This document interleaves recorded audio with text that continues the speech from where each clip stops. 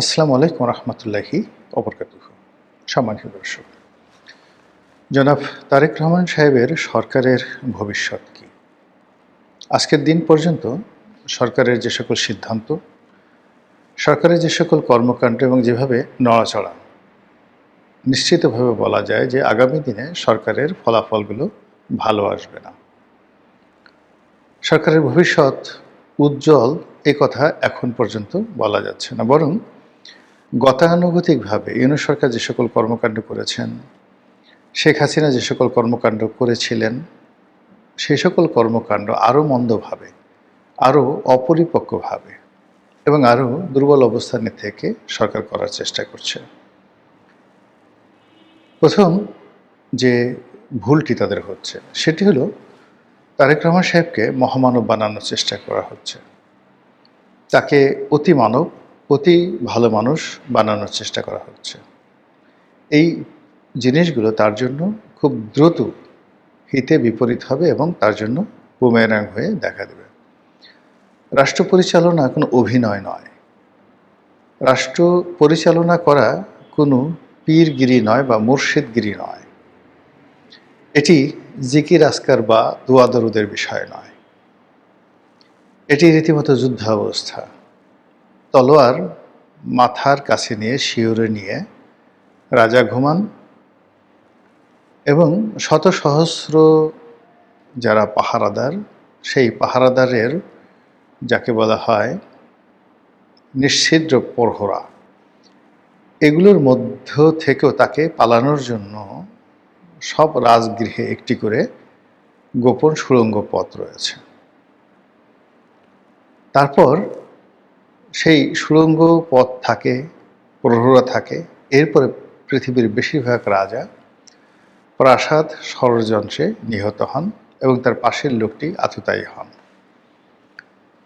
ইরানে যে Ayatollah Ali Khamenei মারা গেলেন, নিহত হলেন, অবাক্যের বিষয় হলো যে তার যে সকল শীর্ষ জেনারেল ছিলেন তাদের মধ্যে যে লোকটিকে আমার সবচেয়ে, যাকে বলা হয় বিশ্বস্ত মনে হতো, সবচেয়ে চৌকুশ মনে হতো, আর যার চোখের দিকে তাকালি মনে হতো যে চোখ দুটো অনেকটা বাজ পাখির মতো, এরকম একজন জেনারেল যে কোনো দেশের জন্য গুরুত্বপূর্ণ সম্পদ। পরবর্তীতে দেখা গেল যে সেই জেনারেলের চক্রান্তেই ইমাম আলী খামেনি মারা গেছেন এবং তিনি মূলত ছিলেন নেতানিয়াহুর এজেন্ট। এই হলো বাস্তবতা।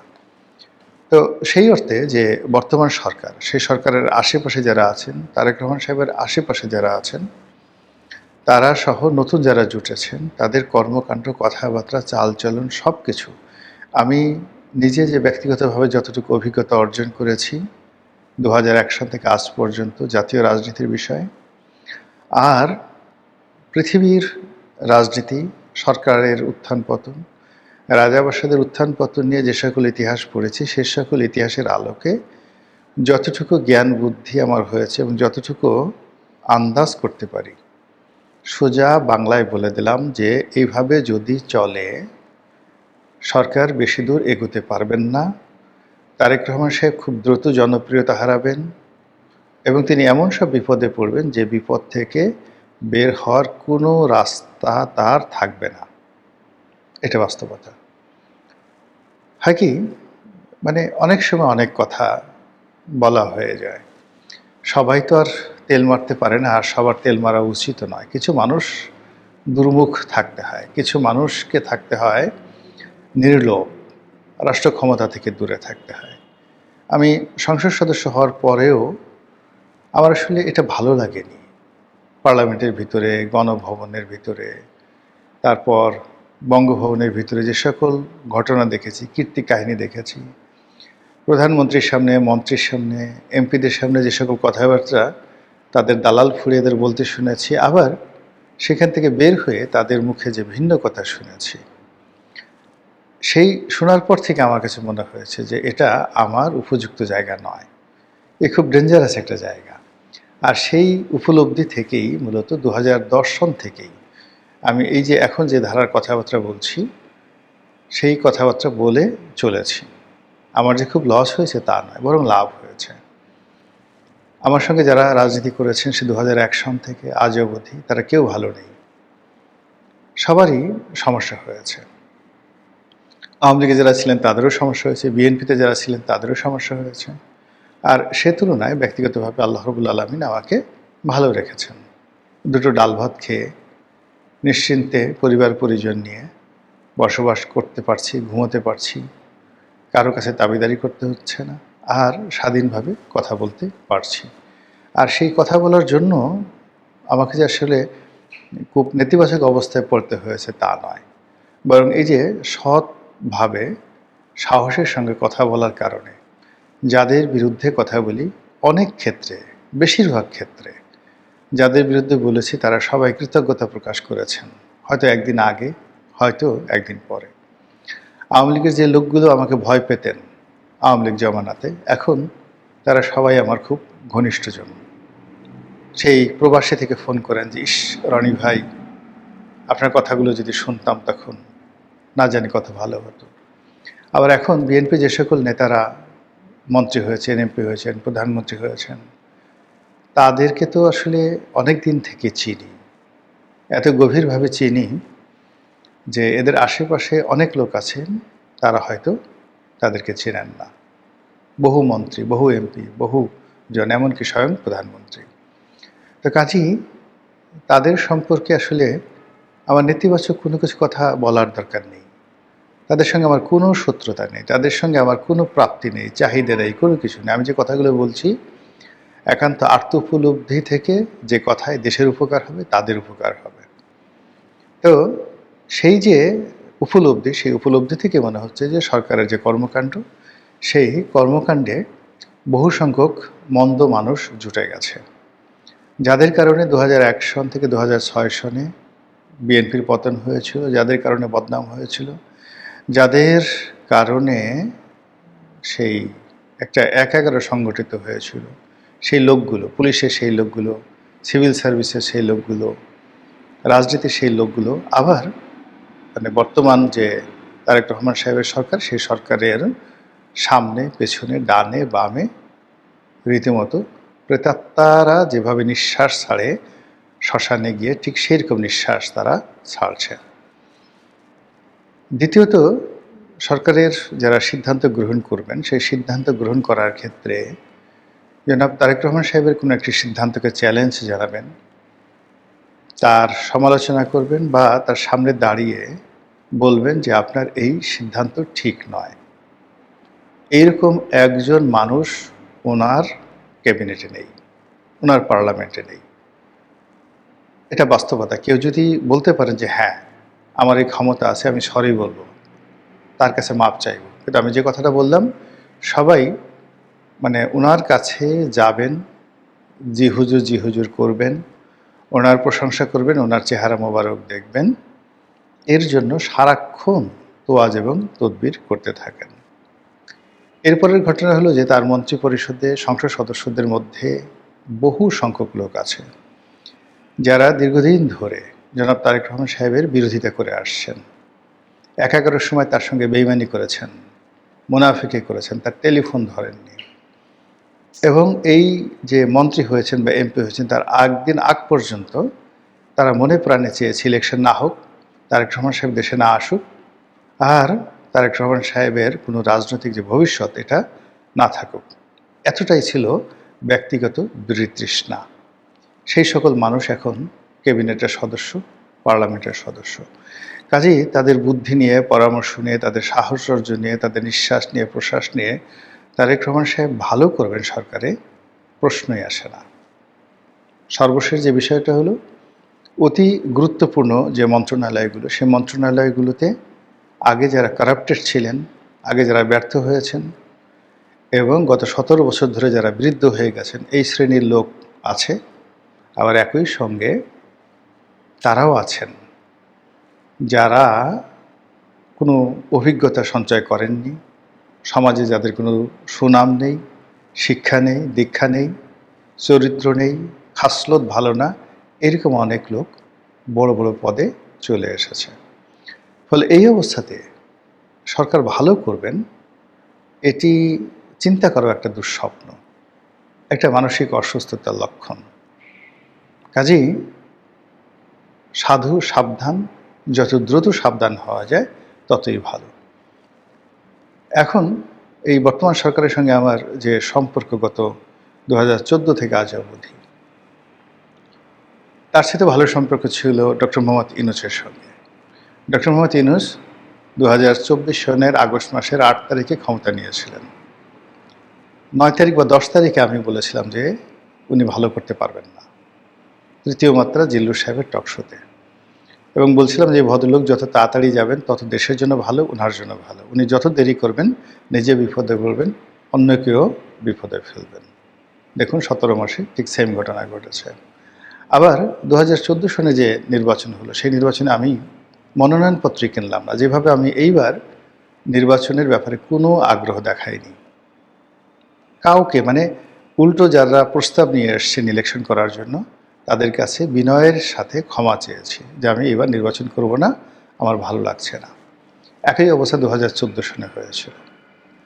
তো সেই 2014 সনের নির্বাচনের সপ্তাহখানেক পরে এরকম একটা টেলিভিশন টকশোতে, এবং সেটাও তৃতীয় মাত্রাতে, আমি বললাম যে আওয়ামী লীগের জন্য পতন অনিবার্য, এবং পতনটা কালকে হলে ক্ষয়ক্ষতি কম হবে, আর পতনটা যত দেরিতে হবে তত তাদের ফিরে আসতে সমস্যা হবে, এবং এমন একটা সময় আসবে যে আওয়ামী লীগের অফিস খোলার মতো কোনো লোক পাওয়া যাবে না।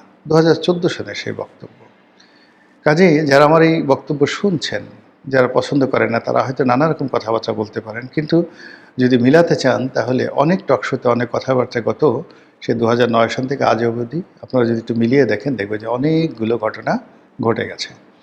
আমি পার্লামেন্টে জামাত নিয়ে একটা বক্তব্য দিয়েছিলাম যে জামাত যদি ক্ষমতা পায় মাজার ভেঙে ফেলবে, এই কাজ করবে। দেখুন 17 মাসে তারা যে কাজগুলো করেছে, আর 2009 সনে আমার সেই যে পার্লামেন্টের বক্তব্য যেটি রেকর্ড হয়ে আছে, মিলিয়ে দেখেন 19-20 নেই। যা বলেছিলাম ঠিক সেম ঘটনাটাই ঘটেছে। তো সেই অর্থে বর্তমান তারেক রহমান সাহেব সম্পর্কে, তার সরকার সম্পর্কে আরও অনেক কথা সামনে বলবো, কিন্তু এখন যে কথাগুলো বলতে চাই যে সরকার এই বিগত যে কয়দিনে ক্ষমতা নিল, একটিও কাজের কাজ তারা করেননি। যে কাজগুলো করেছেন সেই কাজগুলো খুব দ্রুত জনপ্রিয়তা পাওয়ার জন্যে, সাধারণ মানুষের তালি পাওয়ার জন্য, বাহবা পাওয়ার জন্য। এইগুলো রাজনীতিতে 2 পয়সার মূল্য নেই। আপনি কারোকে খেতে দিবেন, কারো পেটে খাবার দিবেন, তারপরে তার পশ্চাৎ দেশে জোরে জোরে লাঠি দিয়ে পিটানো দিবেন, তারপরে সে আপনাকে বাবা ডাকবে, আব্বা ডাকবে। কিন্তু খালি পেটে আপনি মানুষকে চুম্বন করবেন, জড়িয়ে ধরবেন, আতর লাগিয়ে দিবেন, জান্নাতের টিকিট দিবেন, তারপর শেষে বিভিন্ন রকম স্বপ্ন দেখবেন, ওই লোকটা যদি সমর্থ থাকে চড় মেরে আপনার 32টা দাঁত খুলে ফেলার চেষ্টা করবে। রাজনীতি এমন একটা ব্যাপার, এখানে প্র্যাকটিক্যাল যে বাস্তব যে সমস্যাগুলো, সেই সমস্যাগুলোই সমাধান করতে হয় সবার আগে। এখানে এক্সেস কোনো কিছু করতে গেলে, অতিরিক্ত ভালো মানুষ হতে গেলে, অতিরিক্ত উপকার করতে গেলে, অতিরিক্ত কল্যাণ করতে গেলে, এটা সবাই যারা করার চেষ্টা করেছেন তাদের জন্য এগুলো বুমেরাং হয়েছে। এই যে ফ্যামিলি কার্ড, জাকাত ফান্ড, জাকাত বোর্ড, তারপরে সে খাল কাটা, তারপরে বিভিন্ন যেখানে সেখানে লোকজনের সাথে হ্যান্ডশেক করা, এই জিনিসগুলো খুব দ্রুত মানুষের মধ্যে জনপ্রিয়তা দিচ্ছে। মানুষ খুশি হচ্ছে যে এমপিরা গাড়ি আনবে না, তারেক রহমান সাহেব এমপিদের গাড়ি আনা নিষেধ করে দিয়েছেন। তারপর তিনি খুব সাধারণ জীবনযাপন করছেন, প্লট দেবেন না। এগুলো মানে আপাতত জাস্ট একটু মানুষকে স্বস্তি দিচ্ছে, মানুষ তালি দিচ্ছে। কিন্তু যখনই তারা পেট্রোল পাম্পে যাচ্ছে পেট্রোল আনার জন্য, পেট্রোল পাচ্ছে না, মারামারি হচ্ছে, এবং সেখানে বেশ খুনোখুনি ঘটনা ঘটে গেছে। আগামীতে যদি এই অবস্থা চলতে থাকে আরও ঘটতে থাকবে। কিন্তু এই কাজগুলো কেন করা হচ্ছে? আমি যতটুকু জানি, বাংলাদেশে আসলে কখনই 1 মাসের বেশি পেট্রোলিয়ামের যে মজুদ, এটা থাকে না, কখনই থাকে না। তো সেক্ষেত্রে বাংলাদেশে 1 মাসে পেট্রোলিয়ামের মজুদ আমাদের আছে। দ্বিতীয়ত হলো যে আমরা যে চ্যানেলে এই পেট্রোলিয়ামগুলো কিনি, সেই চ্যানেলে পেট্রোলিয়ামের কোনো অভাব নেই, হয়তো একটু দাম বেশি হবে। আপনারা জানেন যে সিঙ্গাপুর, মালয়েশিয়া থেকে শুরু করে বিশ্বের বিভিন্ন জাহাজে হাজার হাজার জাহাজ, এক একটা 3 লাখ টন, 4 লাখ টন, 5 লাখ টনের জাহাজ। তারা করে কি এই জাহাজগুলো পেট্রোলিয়াম দিয়ে ভরে, এলএনজি দিয়ে ভরে গভীর সমুদ্রে তারা ভাসতে থাকে। আমাদের বঙ্গোপসাগরে এরকম অসংখ্য জাহাজ বিশ্বের বিভিন্ন দেশে তারা ভাসতে থাকে। তো আগামী এরকম 2 বছরের পেট্রোলিয়াম নিয়ে জাহাজগুলো বিভিন্ন সমুদ্রে ভাসছে। এই জাহাজের যে মালামালগুলো এগুলো বিক্রি হয় স্পট মার্কেটে, একটু দাম বেশি নেয় সিঙ্গাপুর স্পট মার্কেট বা অন্যান্য যে সকল স্পট মার্কেট আছে। তো সেখান থেকে যদি আপনি এখনও পেট্রোল কিনতে চান, 100 জাহাজ পেট্রোল কিনতে চান, 10 মিলিয়ন আপনার ব্যারেল পেট্রোল কিনতে চান, it's a matter of 1 hour time. এটা আপনার জন্য কোনো সমস্যা নয়। সমস্যা হলো যে আপনি যে সকল দেশের সঙ্গে চুক্তি করেছেন সেই চুক্তির আওতায় যদি সেই সকল দেশ থেকে পেট্রোল আনতে যান এবং সেখানে হরমুজ প্রণালীর কারণে তাদের যদি সরবরাহতে বিঘ্ন ঘটে, তাহলে আপনি এই সময় মতো পেট্রোল পাবেন না। এটা হলো দ্বিতীয় সমস্যা। আর অল্টারনেটিভ হলো ভারতের সাথে আমাদের এখনও যে চুক্তি আছে, যেটা বর্তমান সরকারের সাথে ভারত অনেকটা ইতিবাচক। সেক্ষেত্রে ভারতের যে সাপ্লাই লাইন, এটা শেখ হাসিনার জমানাতে আমাদের একটা বিরাট, আমরা যে পেট্রোল ডিজেল সেটা আমরা ভারত থেকে আনতাম, ইন্ডিয়ান পেট্রোলিয়াম থেকে আনতাম, ওটা এখনও আনা যেতে পারে। রাশিয়ার সাথে যদি বর্তমান সরকার কথা বলে, জাস্ট উইদিন 15 ডেজও না, উইদিন 15 ডেজ রাশিয়ার তেলের জাহাজ এনে আপনি পুরো বাংলাদেশ ভরে ফেলতে পারবেন। রাশিয়া পাগলের মতো দাঁড়িয়ে আছে বাংলাদেশকে পেট্রোলিয়াম দেওয়ার জন্য। So it's not a problem. এখন সেই কোনো প্রবলেম নাই, কিন্তু এই প্রবলেমটা তৈরি করে কে বলছে 14 দিনের পেট্রোল আছে, কে বলছে 3 সপ্তাহের ফার্নেস অয়েল আছে, এই সকল কথা বলে যে পেট্রোল পাম্পগুলোতে লীলা খেলা চলছে।